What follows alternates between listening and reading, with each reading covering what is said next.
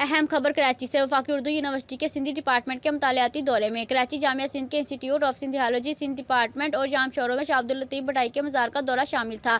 इस मौका पर कराची यूनिवर्सिटी के शोबा सिंधी के असिस्टेंट प्रोफेसर अनायत हुसैन लगारी, वफाकी उर्दू यूनिवर्सिटी के साथ डॉक्टर शेर मेहरानी, डॉक्टर आबदा गंगोर, डॉक्टर समैया अबरो, प्रोफेसर सिकंदर अली भंड, जबकि तलबा में डॉक्टर भाईकान सोलंकी शामिल थे।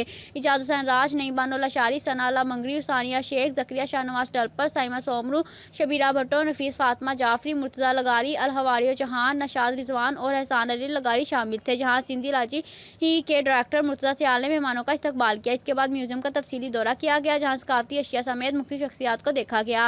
लाइब्रेरी का दौरा करने के बाद लाइब्रेरी के मुख्तलिफ बुक कॉर्नर्स के साथ कदीम मखतूतात भी देखे गए। सिंधी लाजी के डायरेक्टर मुर्तज़ा सियाल ने मेहमानों को म्यूजियम और लाइब्रेरी कोनों और कदीम नुस्खों को महफूज करने वाली मशीन और किए गए काम के बारे में आगाह किया। हमायती न्यूज़ से मोहम्मद समीर हमायती की रिपोर्ट। मज़ीद खबरों के लिए देखते रहें हमायती न्यूज़ HD।